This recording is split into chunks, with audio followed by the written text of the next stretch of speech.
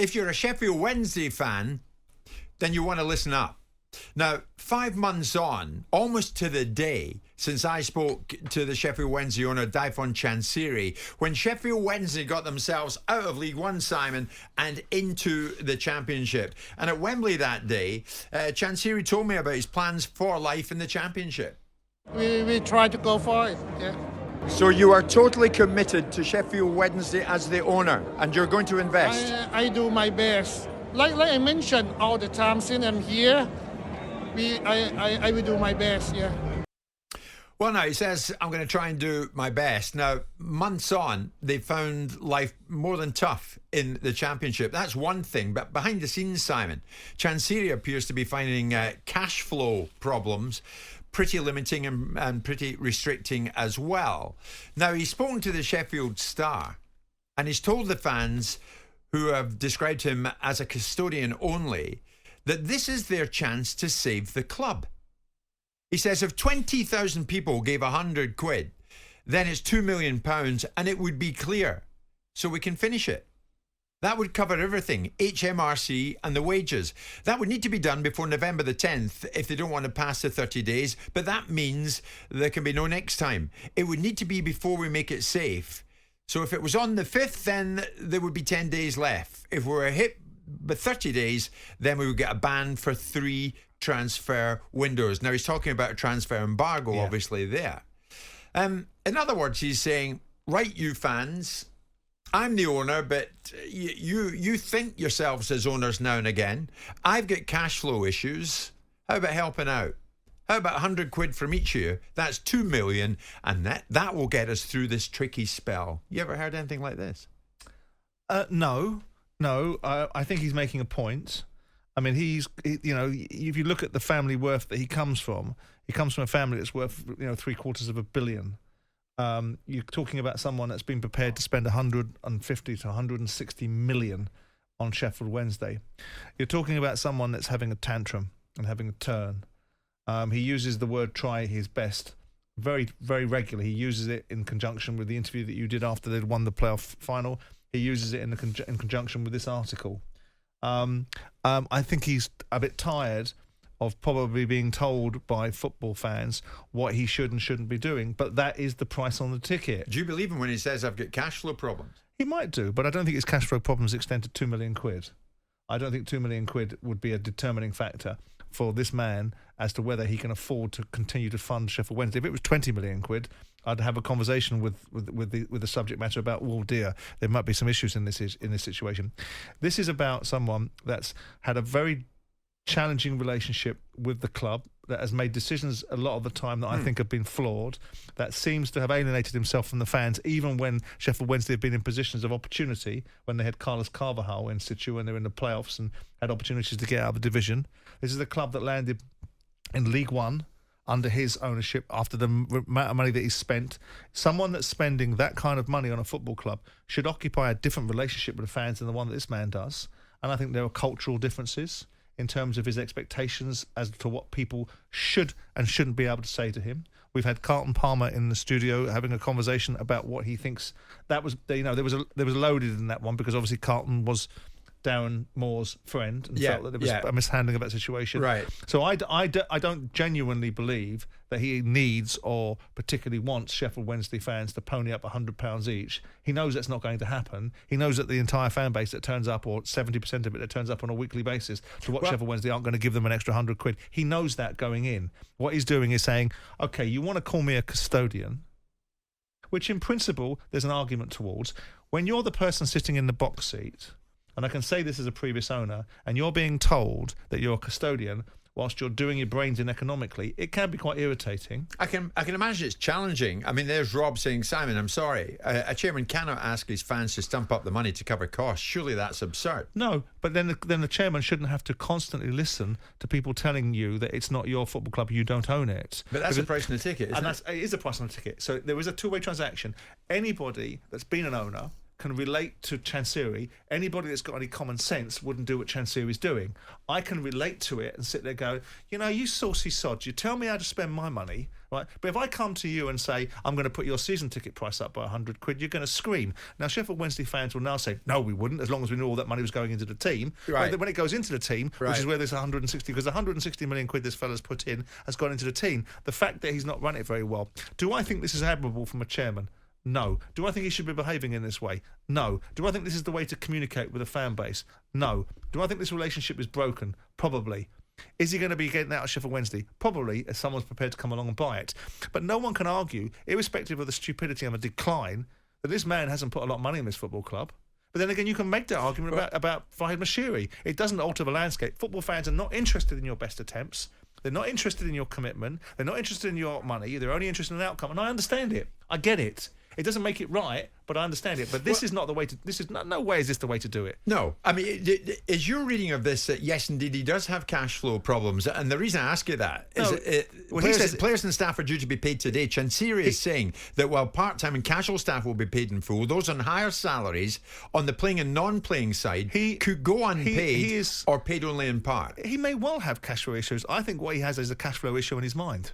I think he has a resistance to being told what to do. That's totally irresponsible, isn't it? Well, it is, because he's taken on the responsibility of owning a football club, and with that comes consequences. And I can tell you, it's really, really easy.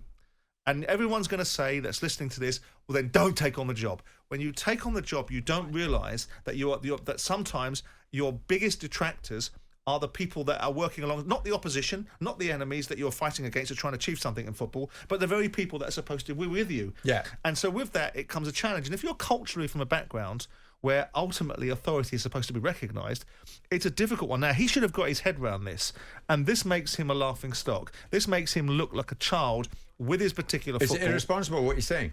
Well, yeah. I think it's irresponsible. No, it's irresponsible what he's doing.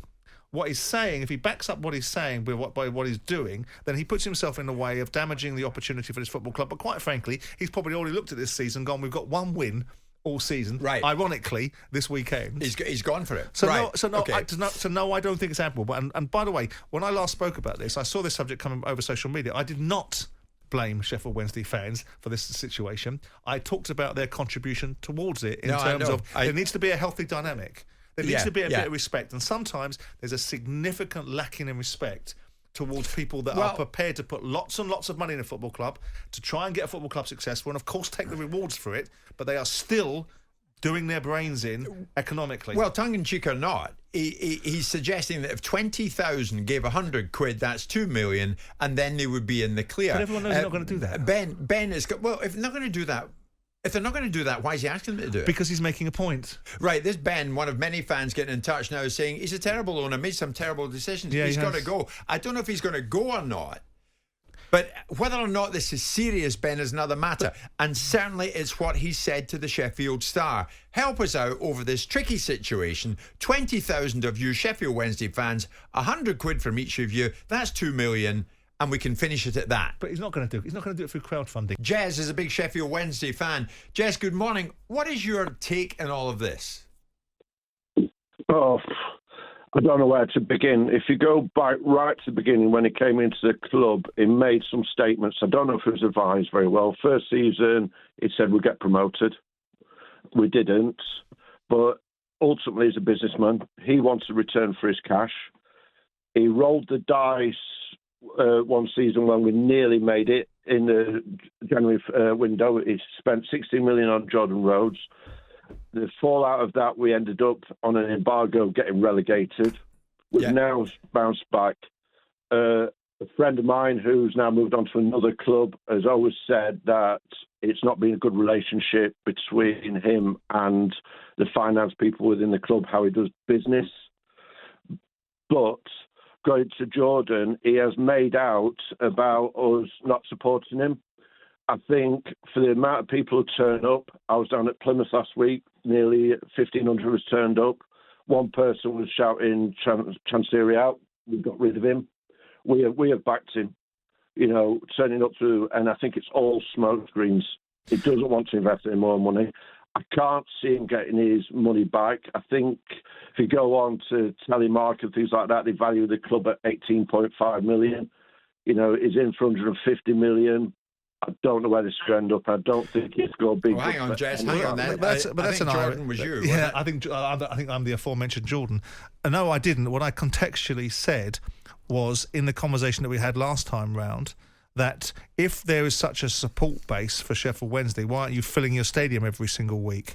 And why is there a constant rumbling of dissatisfaction when you've had previous owners that have been equally as bad, that have done equally as poor things, but haven't put anywhere near the money in? I've never suggested at any point the Sheffield Wednesday fans aren't great football fans, because I think it's a great football club, and if I'd had my time again and I was Northern, it's the sort of football club I would love to have owned. But you also have to give, first of all, your football club isn't worth 18.5 million quid.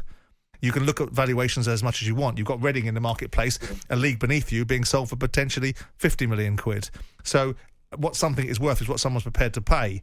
Yeah. But you are at a point now with this guy where he's making ridiculous statements, and I do agree with you. Well, Jess, just before you go, do you take this for real or not? I think it's for real. I think he wants out the club and he's trying to save face a little bit. Okay, Jess, listen, thank you for that. Okay, he wants out the club. I don't know how he saves face. How he's saving face. In fact, he's making himself look foolish. Here's Harry, a big Sheffield Wednesday fan. Harry, good morning. You're taking this. What do you think? I mean, are you going to dig deep and give him 100 quid to help the club out?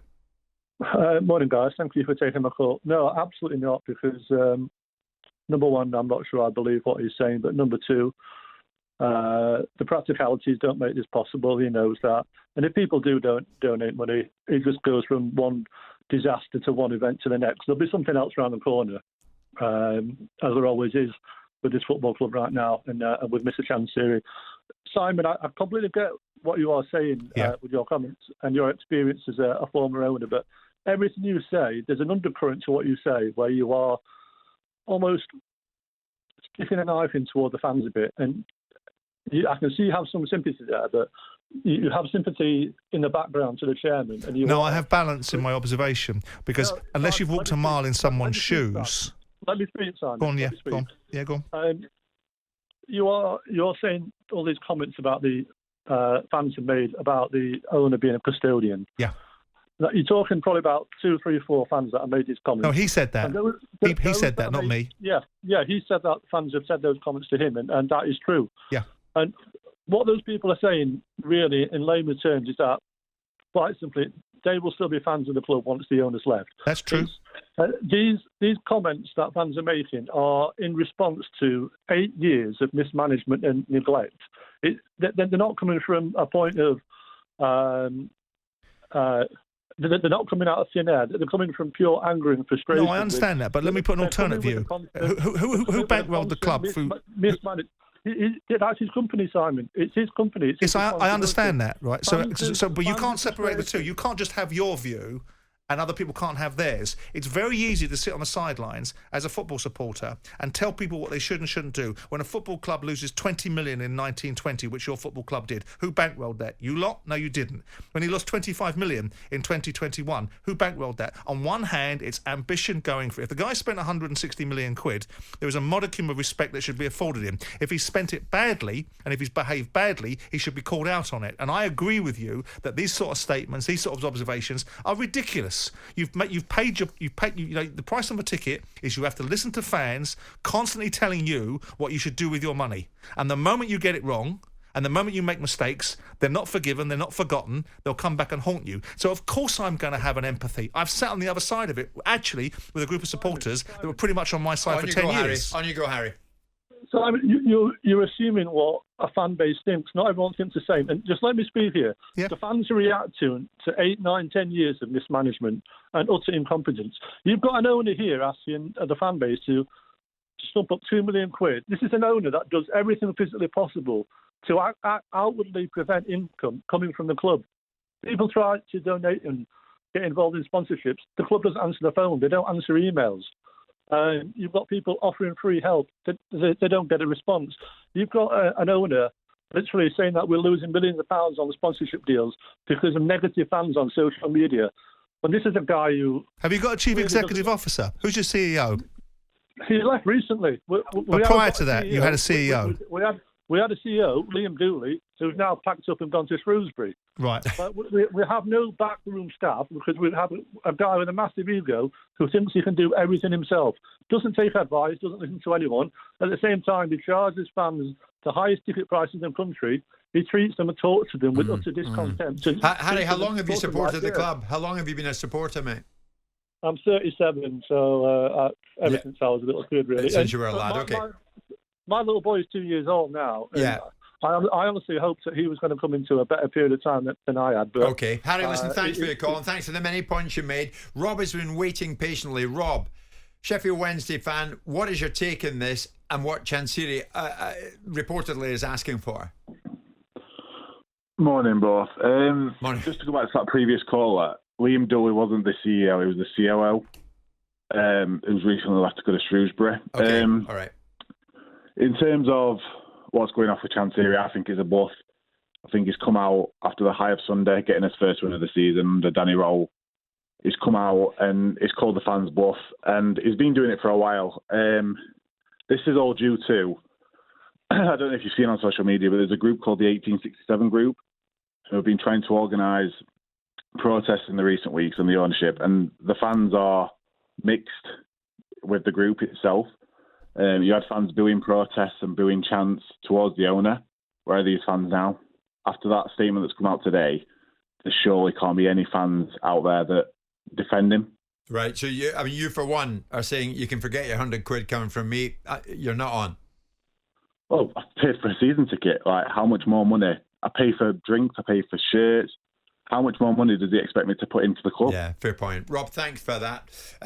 We'll continue to pursue this. We'll ask Sheffield Wednesday what the truth is in this notion that Chansiri has got. I think, Simon, he's floated something there in an interview with Sheffield Star just to test the water. And the fans have responded, of course, well, as he would do. I agree with the fans, irrespective of whether they think I've got a leaning towards the owner. I think it's a childish and petulant thing to do. But also having seen football from the inside and a football club that I loved and supported all my life and listened to some of the nonsense that I've listened to, sometimes you feel like saying to fans, well, you know what? If it's your football club, you can put some money in. And the argument will be well, you took it on, you get on with it. Yeah, but I didn't take on your crap, did I? I didn't take on you shouting and screaming and telling me what I should and shouldn't do. There's season ticket holders in amongst those callers. And that's they're fine. They're paying their good money. And that's fine. But they're getting something in return. They're not walking into something and getting something for nothing. They're going to entertainment. If they buy a shirt, they buy a shirt. If you buy a drink, you drink it. It's not something for nothing, is it? You're paying for something, you get it. But you buy a club, though. That's your choice. And absolutely. So it's your choice if you want to turn around and have a tantrum. Is it advisable?